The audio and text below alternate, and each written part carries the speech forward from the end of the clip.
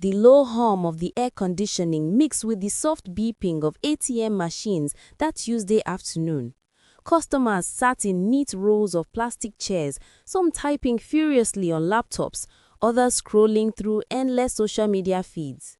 It was an ordinary day at Zenith Heights Commercial Bank in Victoria Island until the revolving glass door spun slowly and a figure shuffled inside. He was a man, perhaps in his 60s, though it was hard to tell beneath the layers of dirt.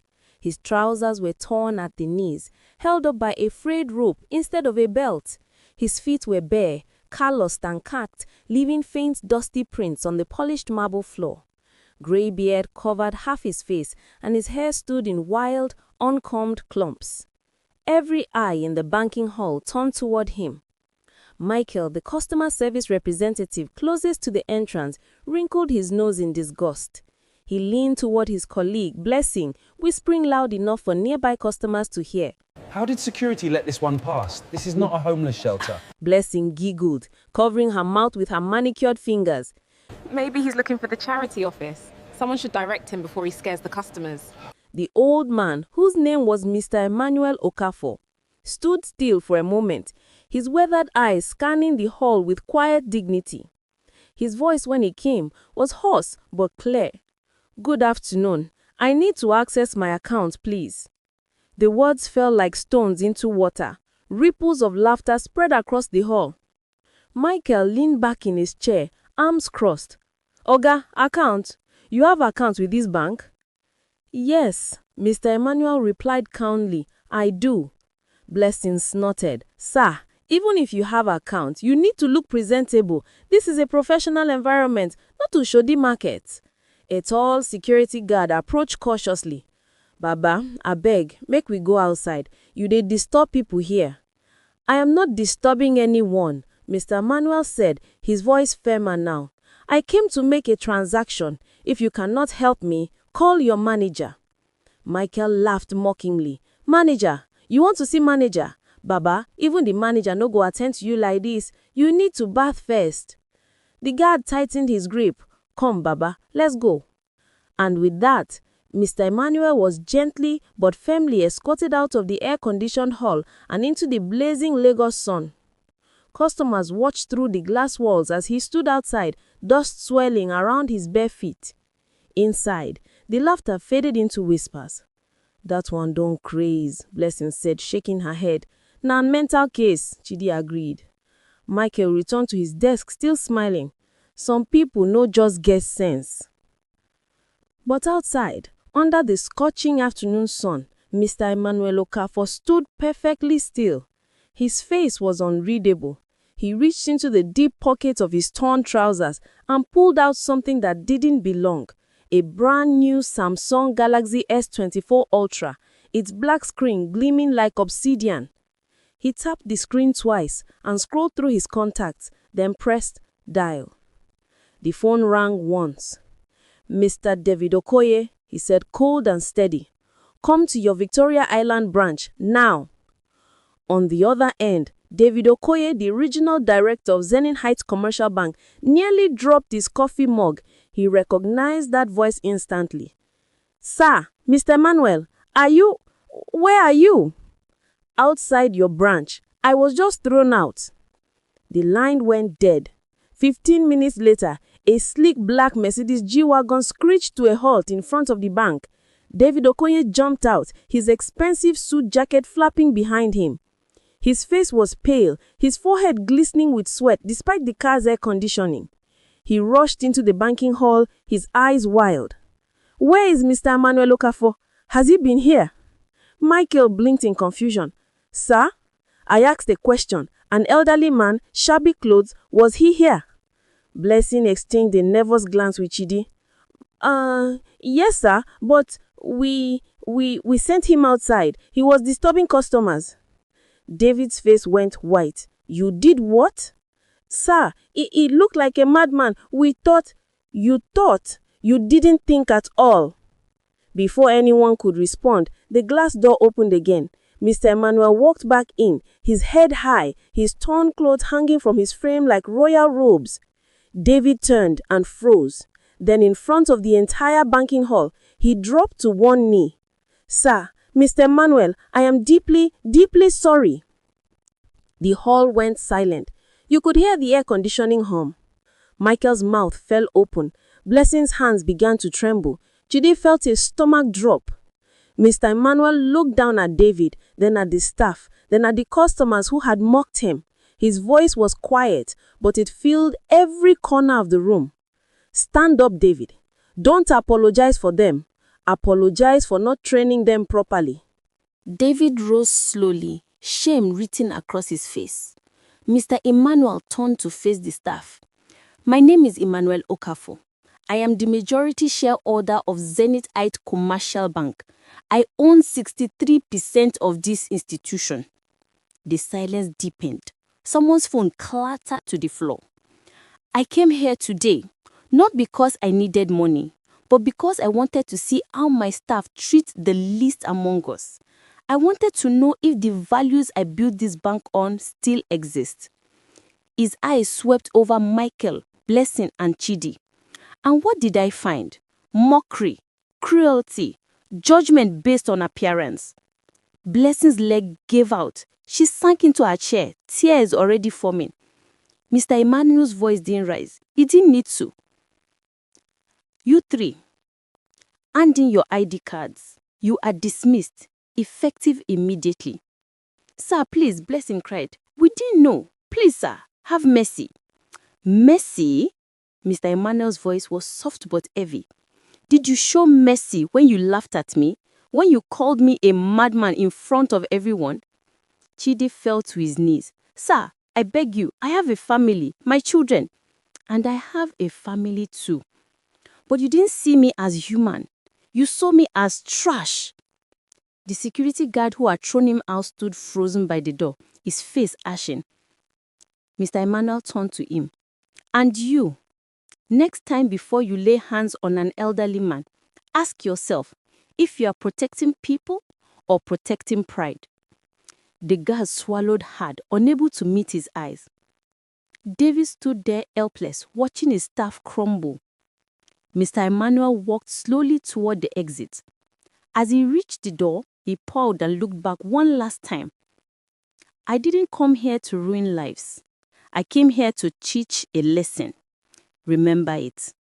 And with that, he walked out into the sunlight. A waiting car door opened for him, and he disappeared inside. Behind him, the banking hall was filled with the sound of weeping. Michael sat at his desk, his head in his hands. Blessing sobbed quietly into her palms.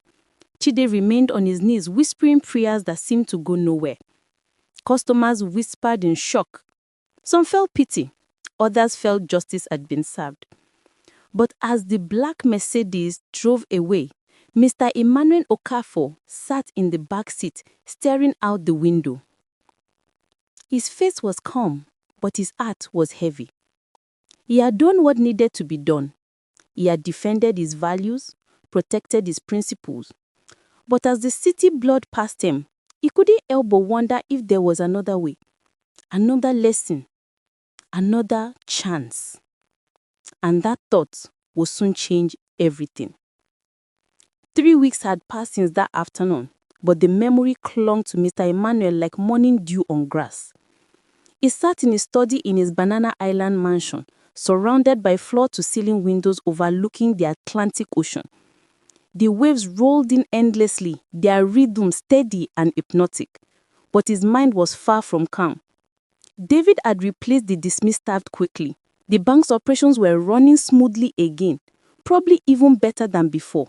Yes, something gnawed at Mr. Emmanuel's conscience, something he couldn't name. He sipped his black coffee slowly, his eyes distant. "Maybe I was too harsh," he murmured to the empty room. A soft note interrupted his thoughts.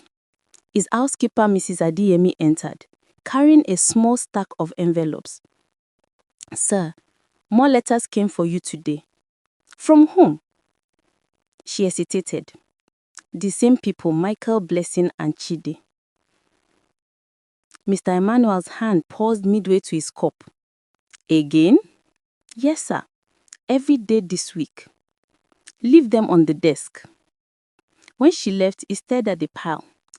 Each envelope was handwritten, the ink slightly smudged, the paper cheap. After a long silence, he reached for one.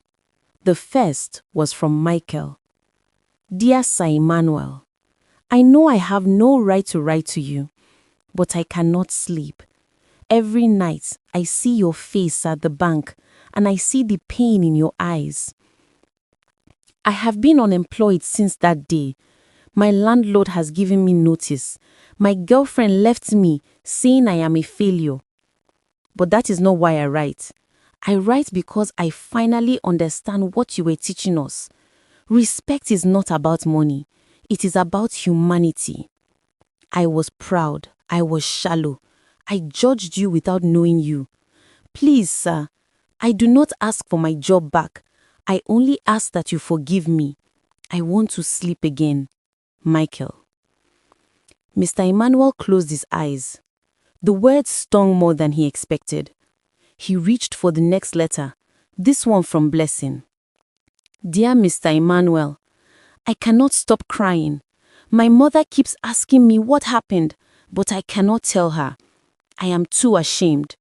Someone recorded what happened and posted it online. The video has been shared thousands of times. People are calling me wicked. My church members are talking about me. I deserve all of it. But I need you to know something. Since that day, I have been volunteering at a homeless shelter in Yaba. I feed people who look just like you did that day. And every time I serve them, I remember your eyes. I was wrong, sir. I forgot that everyone deserves dignity. Please forgive me, not because I want my job, but because I want peace.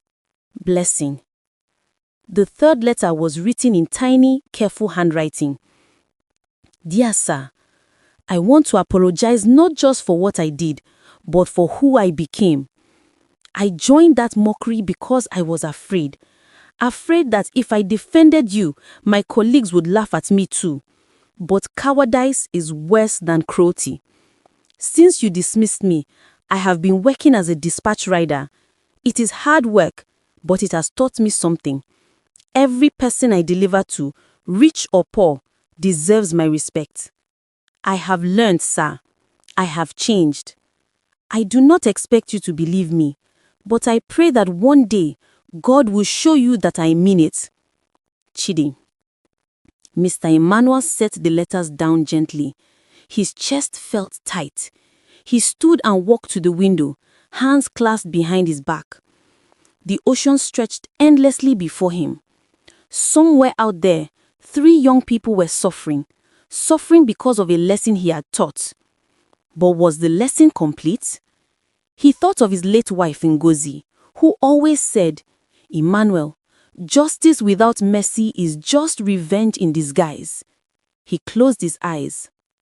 Everyone deserves a second chance, he whispered to the waves. That night, he barely slept. His mind replayed their faces, their tears, their broken voices.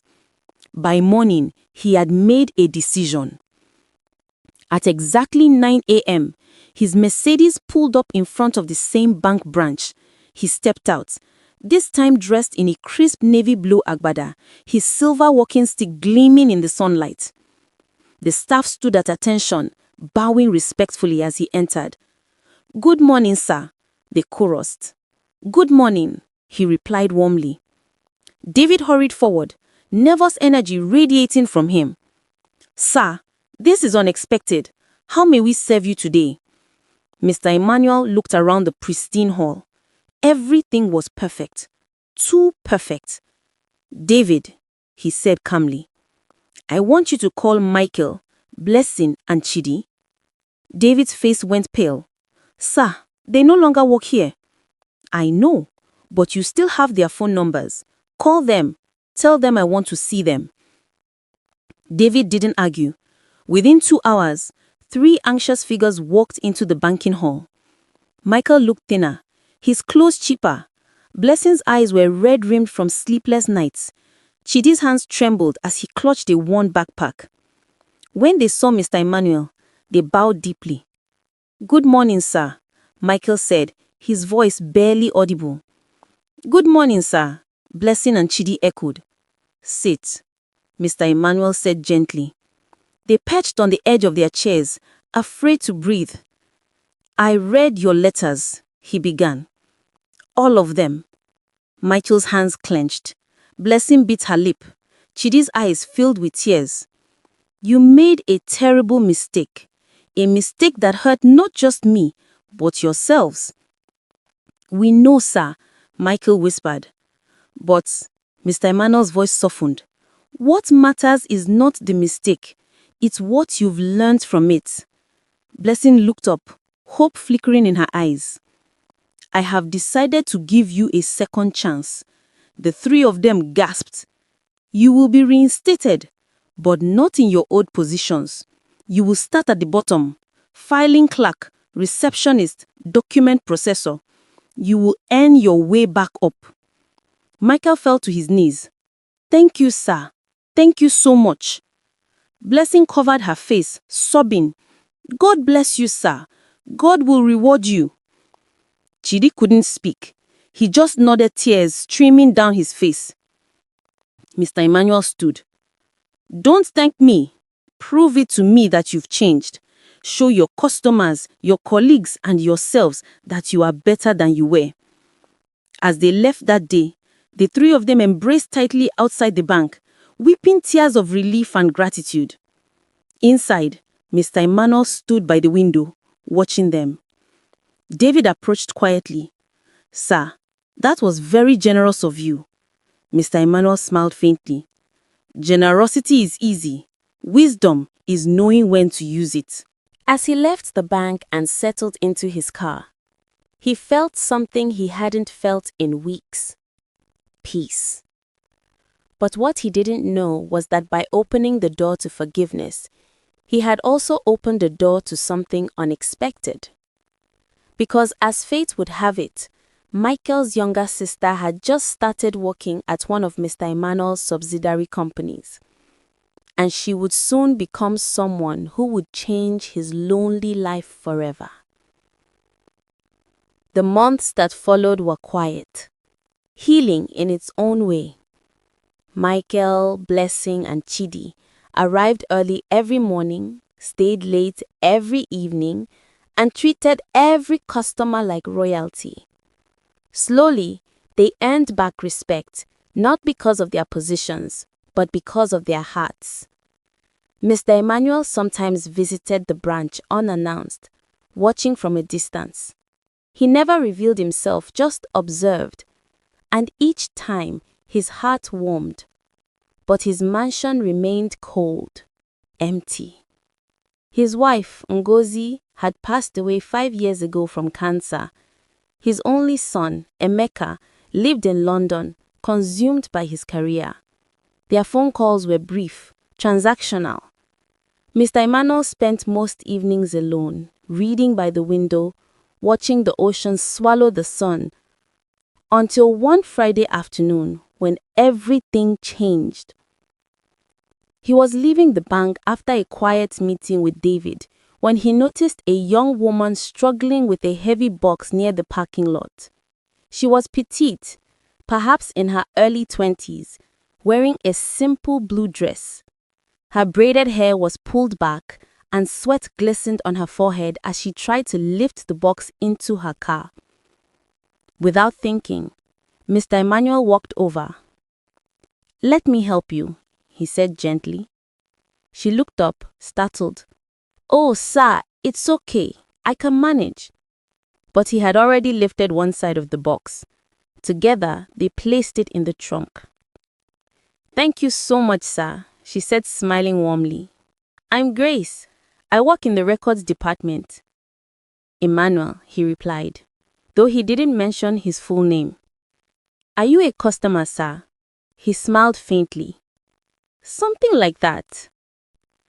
They chatted briefly.